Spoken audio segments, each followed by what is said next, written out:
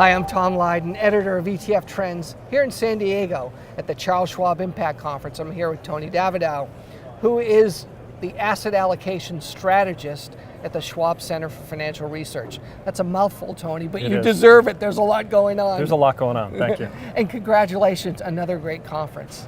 Yeah, it's exciting. It's exciting to see how the dialogue has changed from one year to the next, and it's great to see so many clients here. Absolutely. So, Smart Beta is the hot button in the ETF world. You've been at this for a long time, but there's so much to weed through. How is the average advisor, actually spending the time, or do they have the time to look at all these new and exciting tools and actually incorporate Smart Beta into their portfolio allocation?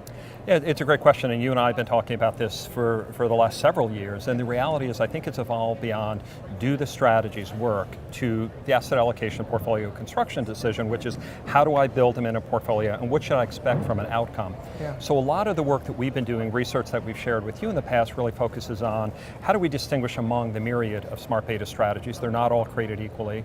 Are there certain environments that one strategy is better rewarded than the other? So we provide a lot of research on it, but one of the topics that we'll be getting into tomorrow here at the conference is actually showing them from an asset allocation building block perspective, how do we build an overall allocation, and then how do we incorporate these into the portfolios, and then ultimately what do we expect from an outcome? Right, so you are incorporating, you have your own Smart Beta strategies at Charles Schwab.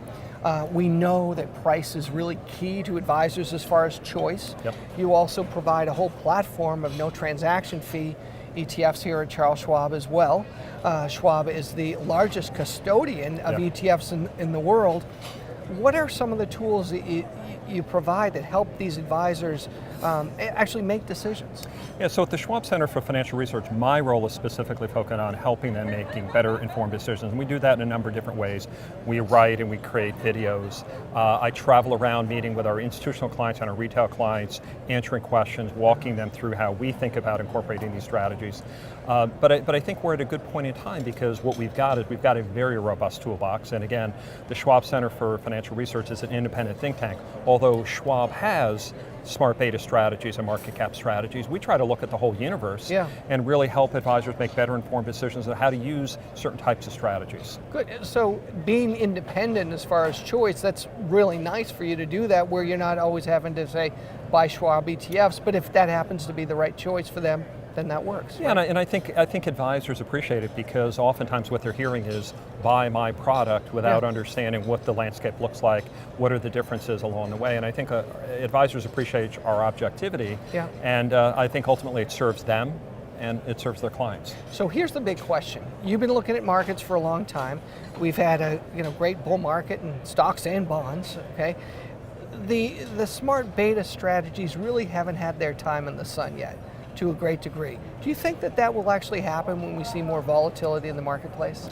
I do. We're big fans, and there's a lot of research. So although Smart Beta ETFs are relatively new, I actually look at a lot of the academic research that goes back to the 70s and 80s, and a lot of these strategies are founded on a lot of academic research and a lot of rigor.